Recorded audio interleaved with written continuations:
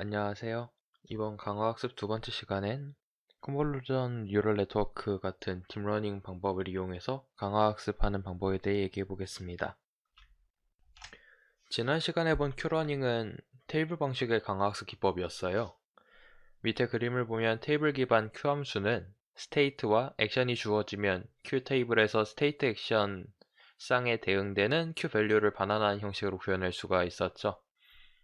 그런데 프로즌 레이크에서 전체 스테이트의 개수는 16개고 그리고 에이전트가 선택할 수 있는 행동은 상하좌우 4개였으니까 총 64칸의 테이블이 있으면 프로즌 레이크를 풀기 위한 q 함수를 표현할 수가 있었어요. 하지만 우리가 저런 재미도 감동도 없는 문제를 풀고자 강화학습을 공부하는 건 아니죠. 가령 스타크래프트나 바둑은 스테이트의 개수도 굉장히 많고 액션의 개수도 프로즌 레이크보다는 굉장히 많아서 이 두 문제의 경우에는 스테이트 액션 쌍이 굉장히 무한대 가깝게 많아져서 테이블 방식의 강화학습 기법으로는 풀 수가 없을 거예요. 강화학습은 결국 옵티멀한 폴리시를 찾는 것이고 그것을 위해 지난 시간엔 Q 함수를 만들었었죠. 이처럼 강화학습도 결국엔 함수를 만드는 과정이에요. 다만 함수를 만들기 어려우면 근사해가지고 사용할 수가 있겠죠. 딥러닝에서는 신경망을 이용해서 복잡한 함수를 근사했었어요. 이런 식으로 강화학습에서도 예를 들어 스테이트를 입력받으면 밸류 펑션이나 q 펑션 혹은 폴리시 자체도 근사한 이런 신경망을 만들어서 쓸 수가 있을 거예요. 우리가 이번 시간에 풀어볼 문제는 카트폴이에요. 여기 보이는 이 검은색 카트를 좌우로 움직여서 막대가 떨어지지 않도록 하는 것이 목표고, 카트가 움직이지 않으면 이 막대가 저절로 떨어지기 때문에 계속 움직여야지만 막대를 떨어뜨리지 않을 수가 있어요. 우리가 환경으로부터 얻을 수 있는 정보는 이렇게 네 가지인데요. 각각 X는 트랙상에서의 카트의 위치, 그러니까 이 중심에서 얼마나 카트가 멀리 떨어져 있는지를 나타내고, 그리고 이 세타는 이 막대와 수직선이 이루는 각도이고요. 그 다음에는 카트의 속도, 카트가 얼마나 빨리 움직이는지, 그리고 막대의 각속도, 막대가 얼마나 빠르게 떨어지는지 이런 거를 받을 수가 있어요. 종료 조건은 막대가 15도 이상 기울어지거나 아니면 원점으로부터 거리가 2.4 유닛 이상이면은 끝나고요. 액션은 간단하게 왼쪽 혹은 오른쪽으로 이동하는 두 가지가 있고, 리워드는 에피소드가 유지된 시간, 그러니까 이 종료 조건이 되기까지 시간이 될 거예요. 카트폴은 프로즌 레이크와는 다르게 옵저베이션이 컨티뉴스예요. 프로즌 레이크는 디스크리트 해가지고 테이블 방식의 형식으로 풀 수 있었는데, 카트폴은 컨티뉴스해서 스테이트 액션 쌍의 개수가 무한히 많아요. 액션이 두 개지만 스테이트 자체가 무한대로 많기 때문이죠. 그래서 이 쌍의 개수가 무한히 많기 때문에 테이블 방식으로 풀기는 어려워서 신경망으로 q 함수를 근사해서 풀어보자라는 아이디어를 얻을 수가 있어요. 물론 이 컨티뉴어스 하지만 이거를 의미 있는 구간으로 쪼개서 디스크리트하게 만들 수도 있지만, 이번에는 그런 방법보다는 그냥 함수를 근사해서 만들어 보도록 하겠습니다. 그래서 우리가 만들어야 되는 신경망은 인풋이 x, 세타, 그리고 속도, 각속도 네 가지를 받는 신경망이고, 그리고 출력은 q 밸류가 되는, 그러니까 각각 왼쪽으로 가는 행동의 q 밸류, 오른쪽으로 가는 행동의 q 밸류를 출력하는 이런 신경망을 만들어야겠죠. 지난 시간에 살펴본 큐러닝의 수식은 밑에와 같아요. 그래서 지난 시간에 설명드렸듯이 여기 앞부분이 학습의 목표라고 했었죠. 그런데 이거를 신경망으로 옮기면은 MSE, 그러니까 평균 제곱 오차를 통해서 학습을 할 수 있는데, 목표 부분에 이거를 넣어주면 되겠죠. 그리고 신경망은 Q 함수를 만드는 거니까 여기 뒤에 Q 함수가 있는 걸 볼 수 있어요. Q 함수를 신경망으로 근사한다는 것을 제외하면 지난 시간에 배웠던 Q러닝과 알고리즘은 동일하고요. 지금 함께 예제 코드를 보면서 알아볼게요. 노트북을 켰다면은 지난 시간과 동일하게 실습 모드로 열기 누를게요. 이번 예제도 GPU를 딱히 사용하지는 않을 거기 때문에 런타임을 바꿔주실 필요는 없고요. 우선 첫 번째 두 개의 블럭을 실행할게요.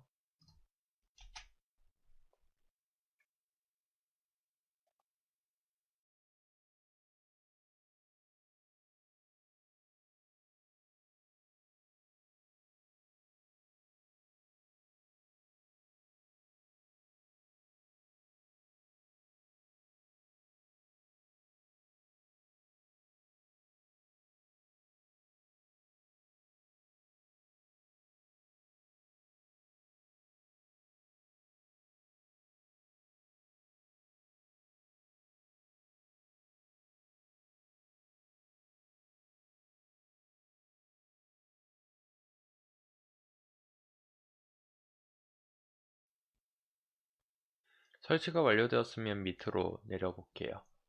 우선 파이토치를 사용할 거기 때문에 토치와 그와 관련된 패키지들을 임포트 할게요.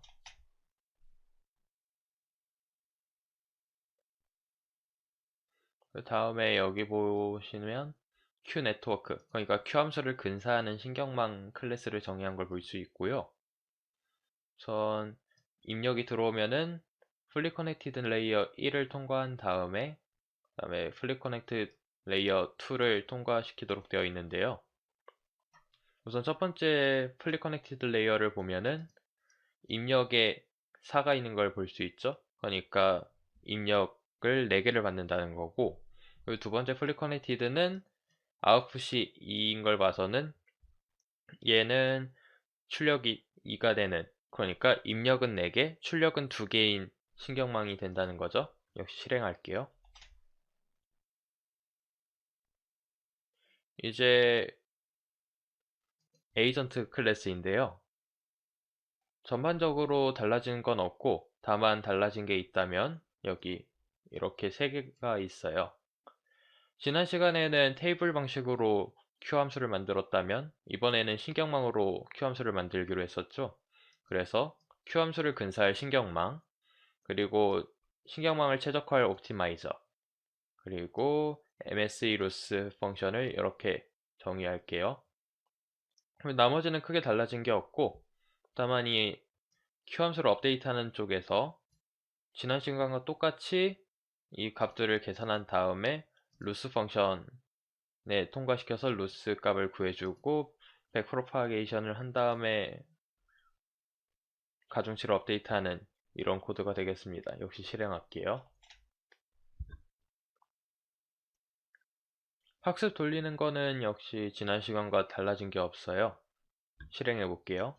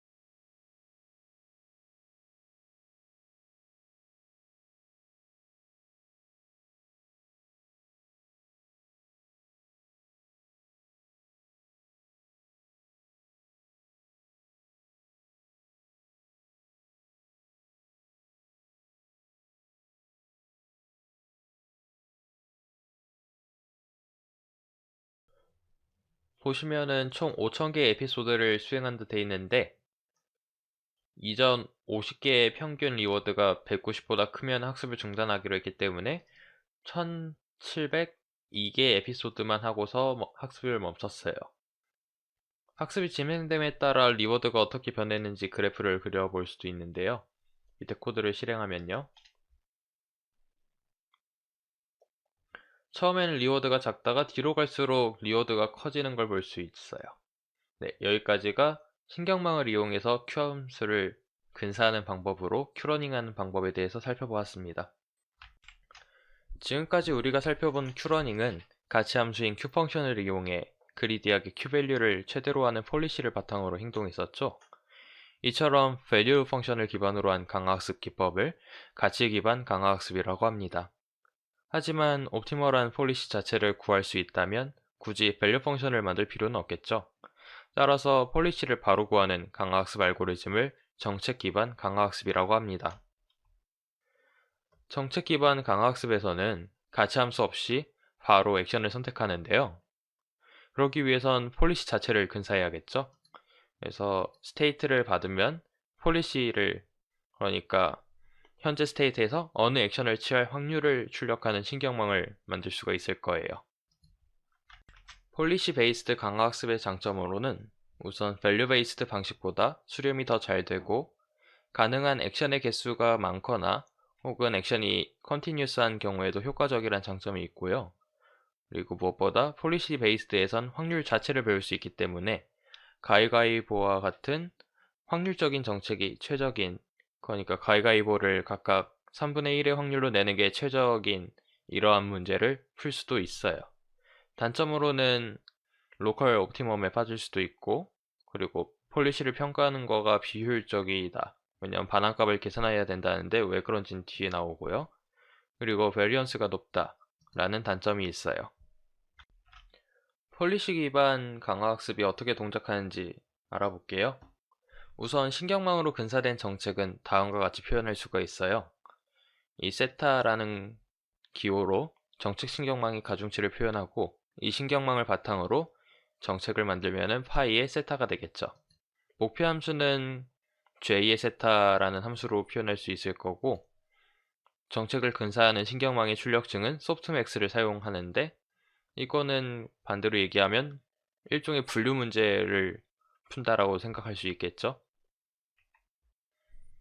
강화학습의 목표는 누적 보상을 최대로 하는 최적 정책을 찾는 거기 때문에 강화학습의 목표를, 그러니까 정책 기반 강화학습의 목표를 수식으로 표현하면 이 목표 함수를 최대화하는 거라고 할 수 있어요. 이걸 어떻게 하냐 하면은 우리가 딥러닝에서 경사 하강법이라는 걸 사용했었죠. 하지만 이거의 경우에는 최대화하는 거기 때문에 경사 상승법이라는 방법으로 사용하는데, 그냥 간단하게 경사강법에 음수를 붙여주면 경사 상승법이 됩니다. 이제 미분을 통해서 정책 신경망을 어떻게 업데이트하는지 알아볼게요. 우선 어느 시간 t에서 신경망 가중치 세타 t에서 다음과 같이 세타 t1을 구할 수 있어요. 이거 수식 자체는 경사하강법이랑 비슷하게 생겼는데 다만 차이가 있다면 여기 중간에 경사하강법은 음수가 있을 거고 경사상승법에서는 더하기가 있습니다.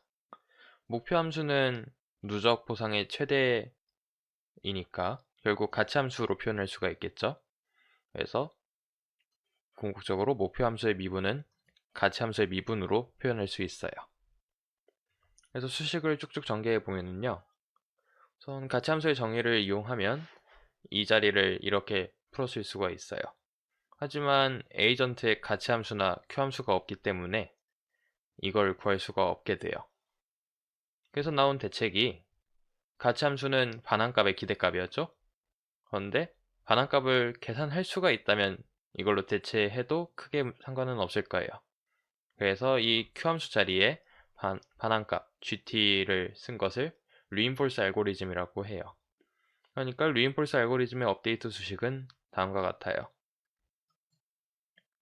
이 로그의 파이 세타 이 부분은 실제로 한 행동을 정답으로 한다는 거죠. 다만 이게 잘못됐는지 혹은 잘 됐는지를 알기 위해서 뒤에 반환값을 곱한 형태예요. 만약에 잘못된 행동이면 이 g가 작겠죠? 혹은 음수일 거예요. 그리고 잘한 거면은 양수이겠죠.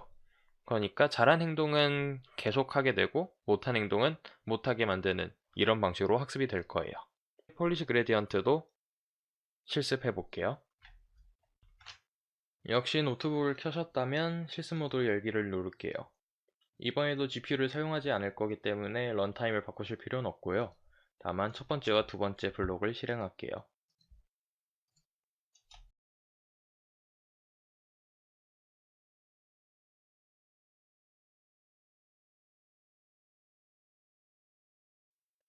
설치가 완료되었다면 밑으로 내려와서 파이토치와 관련된 모듈을 전부 다 임포트하고, 그 다음에 밑에 보시면은 정책을 근사하는 신경망의 정의를 볼 수 있어요.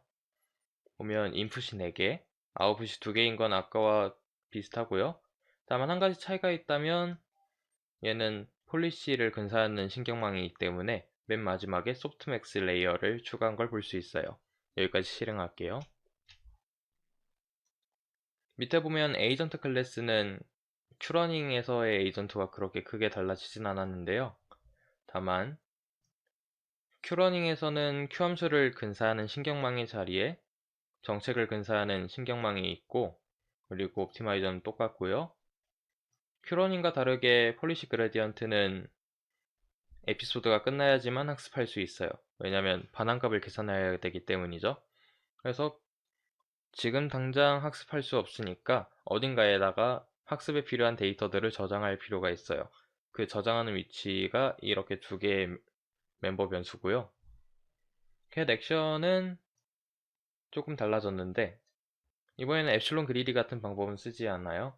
다만 폴리시에 맞춰서 예를 들어 왼쪽으로 간 확률이 30%고 오른쪽으로 갈 확률이 70%라는 정책이 있다면 왼쪽으로는 30% 정도 가고 오른쪽으로는 70% 정도 가는 그런 방식으로 행동을 하고요.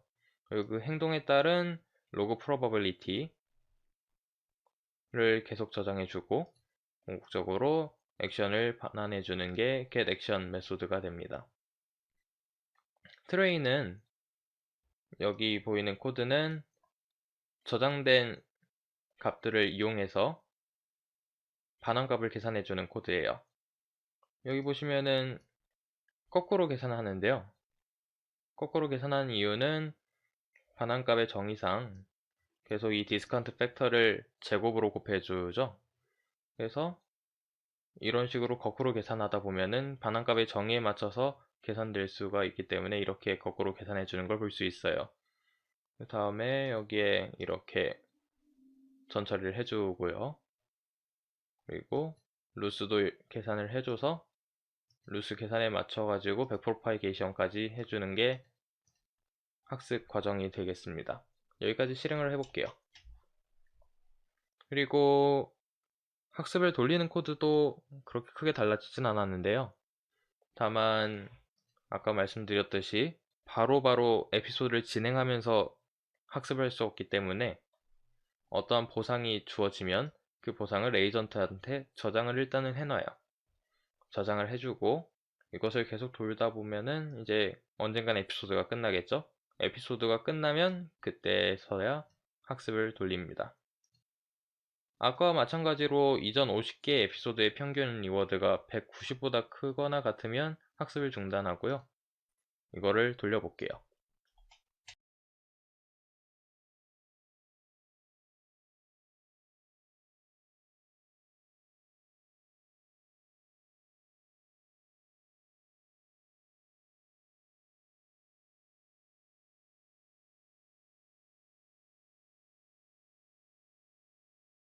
아까 전에는 대략 1700 정도의 에피소드를 돌려야 겨우 학습이 됐었는데 이번에는 480 에피소드 만에 학습이 된 걸 볼 수 있어요. 굉장히 빠르죠? 아까 전에 폴리시 그레디언트, 그러니까 폴리시 베이스드 강화 학습의 장점 중에 밸류 베이스드보다 학습이 빠르다는 장점이 바로 보이죠? 역시 아까와 마찬가지로 플로트를 그릴 수도 있는데요. 이렇게 초반에는 리워드가 적다가 나중으로 갈수록 리워드가 거의 만점에 가까워지는 걸 볼 수가 있어요. 여기까지 실습을 마치겠습니다. 네, 그래서 학습된 에이전트가 어떻게 행동하는지 보면요. 저렇게 막대를 떨어뜨리지 않고 잘 움직입니다. 이번 시간은 여기까지고요. 역시 공부하시다가 모르는 부분이 있으면 카카오톡이나 슬랙 등을 통해서 물어봐 주시면 감사하겠습니다. 고생하셨습니다. 감사합니다.